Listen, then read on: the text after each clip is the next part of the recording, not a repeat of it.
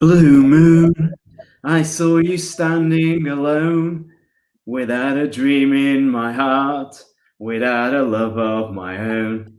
It is quite a mournful song, that, to an extent. It's almost like a song of hope, aspiring for the future. So when the fans have been singing that for about 30 years, you've always felt a great hope, a great surge that one day, the dark clouds will lift and the sunshine will come in. And you hear those other little chants from City, like "Come on, City, come on, City," and there's a desperation that you've heard over the years, looking for some sunshine. In all those, particularly the decades of Alex Ferguson and Manchester United winning everything, there was almost a kind of ghostly singing from City, a songs of hope, songs of pushing sunshine. Well, tomorrow night, it's like all our dreams have come through. When we were there in the rain of grounds without roofs from Brentford or Wycombe Wanderers or Portsmouth, Fratton Park in the rain, all those times watching City, getting soaked, playing abysmal football, and you still had "Without a Dream of My Own." It's a dream, it's a hope in your heart. And some way, dreams do come through, Cinderella or whatever it may be. Now, yes, we've come through, a variety of, we had a false dawn with the investor in the early 1990s, Shinanatra, who was a bit of a crook and all that sort of stuff. Yeah. But we've got Alano and then Robinho, and he quite come off in the Sven-Goran Eriksson era. But now, really, building up from the Mancini era, almost ever since that Aguero goal, that moment in the 94 minutes, almost everything from there has said, one day we will win the Champions League. Could it be?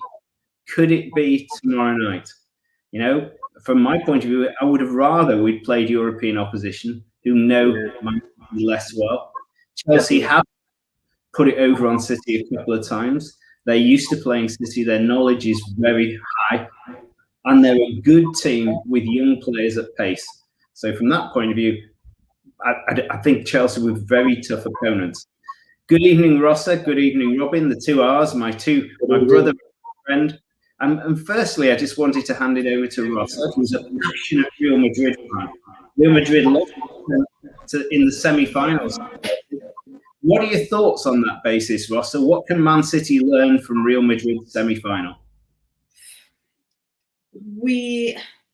I certainly did underestimate Chelsea a bit in the semi-finals, more than because of the quality, but because of the experience that Real Madrid has had over the years in that kind of matches.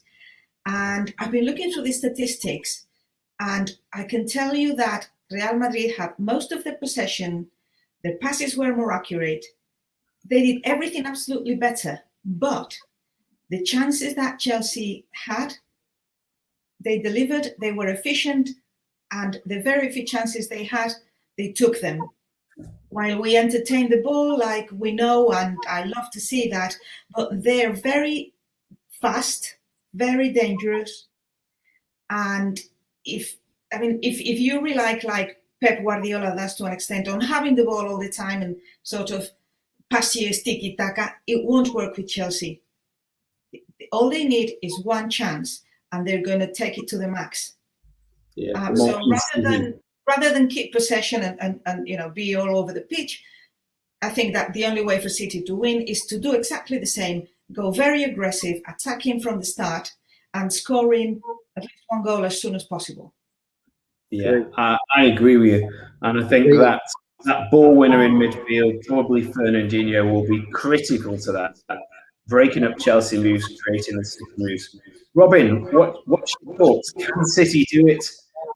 Is there an Achilles heel? What do you think? No, definitely. I mean, they have to play the confidence they've done before. Exactly what Rossa says. Play the normal game, the quick passing, get a goal early. I agree completely with Rossa that when City played Chelsea, the last two games, I mean, if you give Mason Mount or N'Golo Conte any room in the midfield, they'll get caught. And I don't like Zinchenko against the German lad on the wing. Does worry me.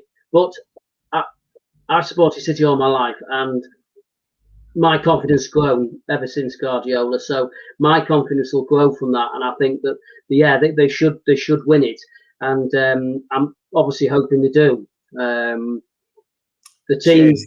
team's important, but we'll see. Yeah. Let me flick it back to Rossa, because we've talked often about how Pep can sometimes believe his own hype, sometimes do very strange things, almost in an endeavour to be seen as a deep thinking, finest coach that's ever lived, and almost sometimes he's so far up his own arse in terms of his thoughts.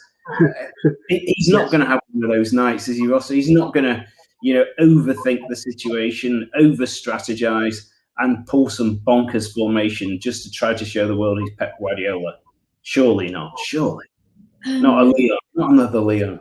I think he understands how important it is for the club and the supporters to have got to a final and have a fair chance of winning it. It's not his first Champions League.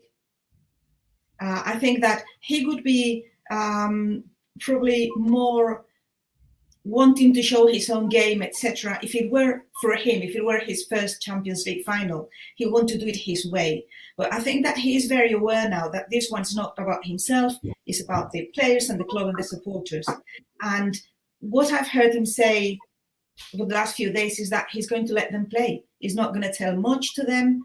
And that makes me think that the lineup is going to be one that's used to play together, and probably, one of his usual ones for this. And I hope, for all the sake of the City supporters, that's what he does this time. Cheers. I mean, Robin, that famous quote from Mike Tyson that says that everyone's got a strategy, everyone's got a plan until you're punched in the face, yeah? Correct. City, like, for example, when João Cancelo got sent off against Chelsea, they didn't seem to have much of a plan B. When they have a lost a player or conceded an early goal, when some spanner's gone in the works, a stick in the spoke, Pep and City have struggled to, kind of reinvent the game when they can't use plan A. Correct. Very much like when he got sent off, he changed it to a sort of back three. The young lad wasn't really up to it. Yeah, it does worry me when we occasionally go to plan B. He hasn't got something, it doesn't produce. I hope he chooses. I mean, the only good thing in the last 3 rounds, he's played the same team and consistently they've done well. Yeah, I think he will do that. I think the only position that is probably up for grabs is probably the left back, Zinchenko, Cancelo. Gundogan, I've heard, had a bit of a knock and went limping off the pitch tonight. So I'm hoping he's going to be fit. Yeah, I heard that, and my first reaction was, well, at least Fernandinho's got his big kick out at that, because at 36, he's a fantastic player. His interceptions are dramatic, but he's not the sprinter he used to be, and he is capable of an over-exuberant. Definitely. Robin, you were saying that in finals gone by, there have been cock-ups that have cost teams the game, haven't there? Very, very much. There always is. They're very much stalemates. Teams obviously get a bit nervous. Take, for example, on Wednesday, United didn't really play well enough. Villarreal played very, very well, and it does happen. You just hope that Pep can say, go and play your normal game, and they're very much capable of beating them. But also said Chelsea are a very good side, and I just hope it's a very, very good game. Yeah, and when you look back, like the Wenger team never won the final, and a couple of teams have, who've been favourites, like City are tomorrow, have dropped a bollock somewhere, lost a conceded penalty, or I still remember against Spurs when City was so in control that first leg, Aguero missed a penalty just before half time that would have put that whole leg, not just the first leg, but everything out of the picture. And on that one poor action, all game changed. Shit can happen, can't it? Correct. I mean, take the Arsenal game. Lehmann got sent off. that was a very good team. I mean, Henry, they should have won it. That's a worry, but you can't count for that, Ian. You've got to just say that nobody gets sent off. You get it. I mean, it's all about a bit of luck. You could get a penalty. Sometimes you have to get a bit luck. We've got luck this time to get to the final, people would say, but you always need that. I hope Aguero comes on, and I think it was amazing to see him come on, against Everton, score 2 quite good goals. I'd like him to, if he can produce that, it'd be the greatest event for me if he came on and scored the winning goal. It would be a crowning thing for probably City's greatest player. It would be just the ultimate story, wouldn't it? And it kind of in the story. Obviously, Rossa, tell us again how many times Real Madrid have won, and what were your first memories? This is, remember, for Robin and I, after all these decades, the first time we've ever been in the final. How many times have they won? And can you remember your earliest memory of a Real Madrid final? 13 times, and it's not enough. Thank you. It's not enough. It's not enough for me. Obviously, when I was little, I know that Real Madrid won like 6 of the old version of the Champions League, the European Cup in the 60s. The 9th is the first that I really remember, like being crazy about, and it took so long for us to get 7th, the 8th, and then the 9th.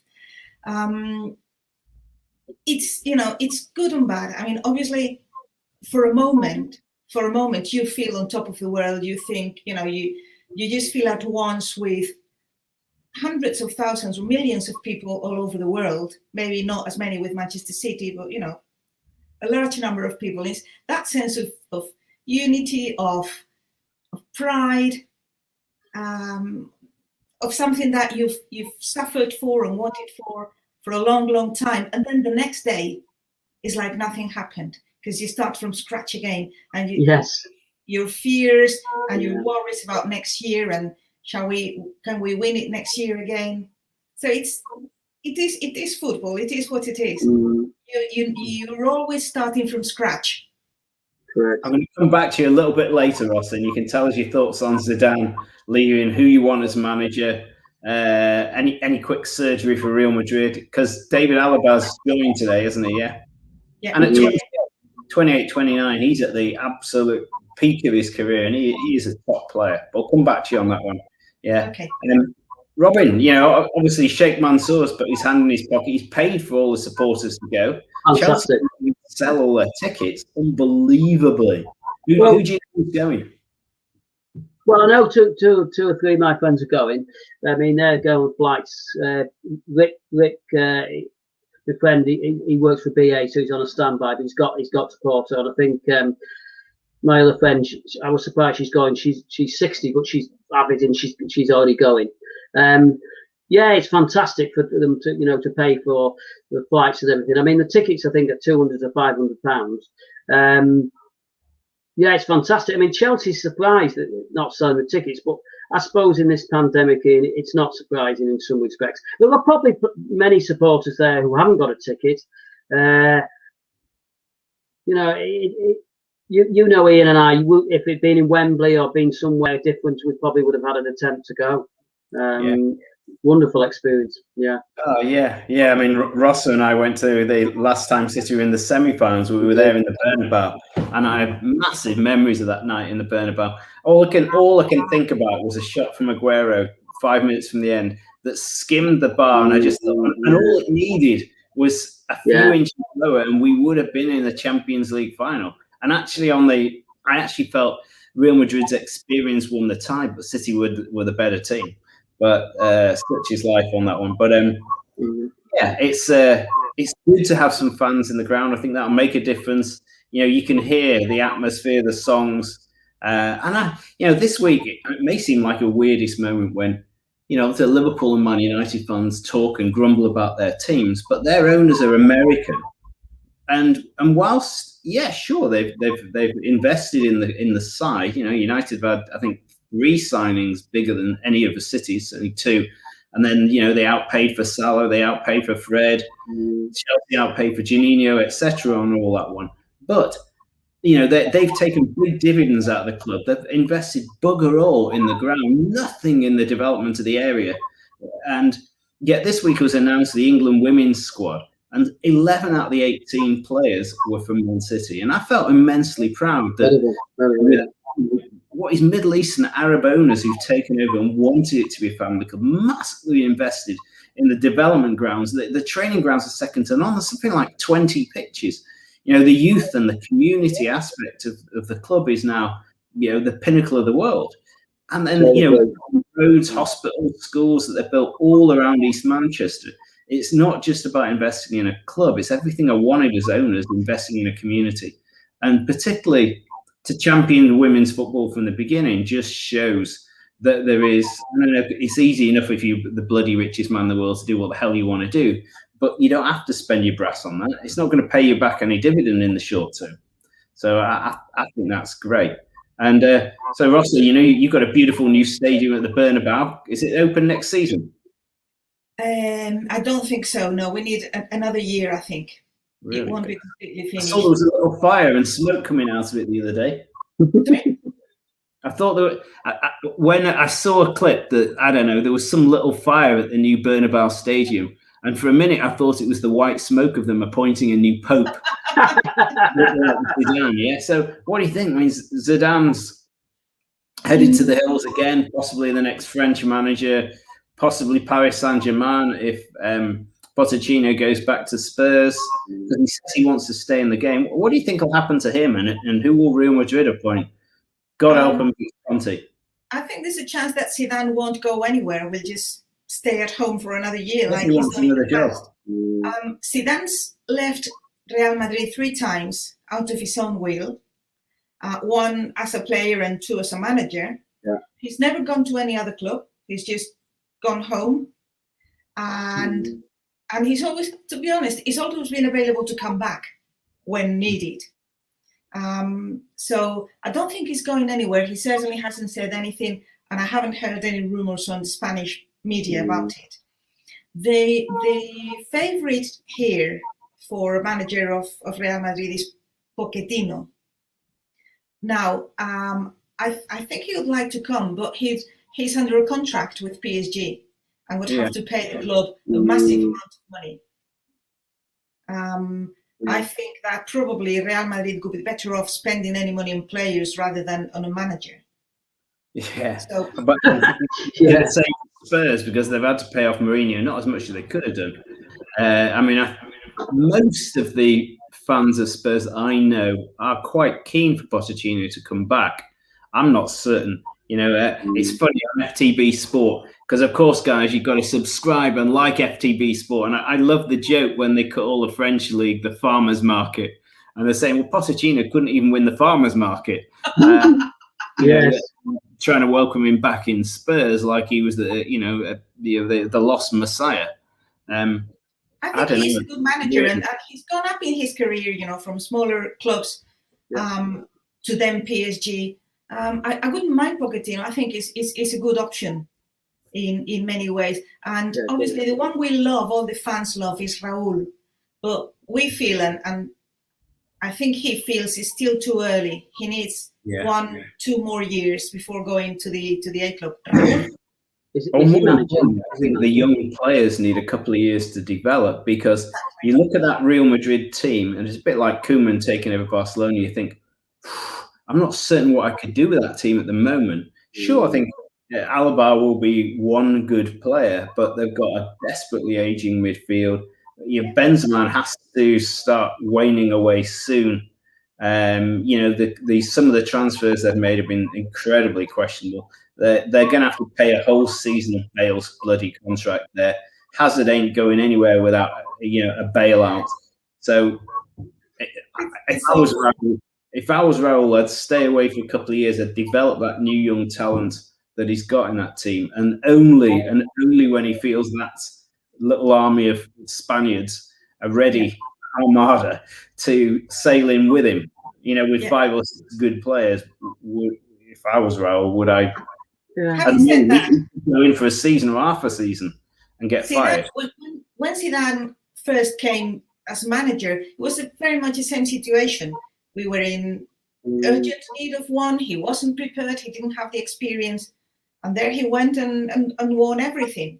Yeah, but you had Cruz, Modric, Benzema, and Ronaldo, who were all at their peak, carrying that team.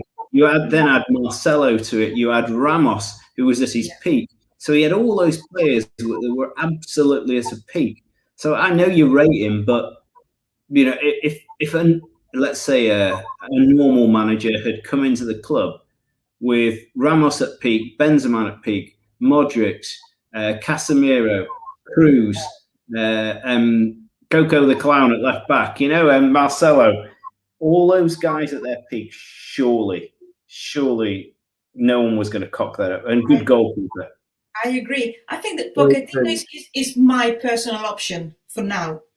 I think he's very calm. He can take the pressure. He knows La Liga very, very well.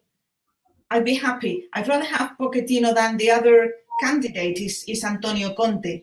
Oof. He'll rattle some cages. He'll just piss everybody off. He really will. Exactly. Can you imagine him? Ramos will be packing his bags now if he thinks Conte's going there. Particularly the old established players. That thing. I'm going to flick back to Robin. Go on. More thoughts on City, because that's the big deal. Well, I was just going to say what you've been on about. If you look at Real Madrid, Barcelona, and it's happened to Manchester United, if you don't buy players, make them come through, you end up like Real Madrid, where you have to spend millions of pounds to get an agent, get new players to an agent team. Barcelona being through it, Manchester United do it. Ferguson was a great manager, but he left when there was a lot of aging players. Real Madrid obviously get money from government. Barcelona, that they're not in. Will a manager want to go there in that situation? Very, very difficult. Not. They've got to be careful. It's Pochettino. I don't know whether he's happy at PSG, but if he went to Tottenham, he would want the money from to spend. It's a very difficult situation. Spurs didn't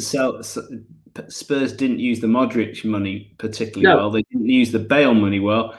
So actually, third time they're going to get a big wedge from Kane, and that'll either be cash. I'll have a guarantee. Somebody's got to give them a guarantee of 100 million. They have a history of not spending it particularly well.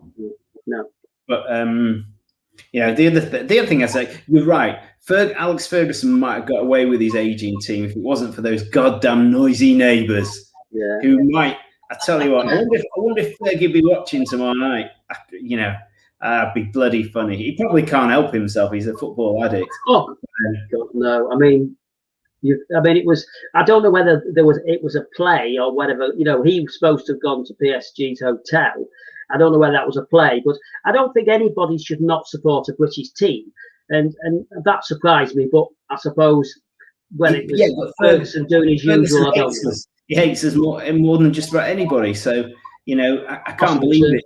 He would rather a French team won in the Champions League than the other club in Manchester. He feels so strongly about it. He's not. That's a bit poor, because I wasn't against United, never have been. And on Wednesday, you'd have wanted them to win, So I didn't want them to win.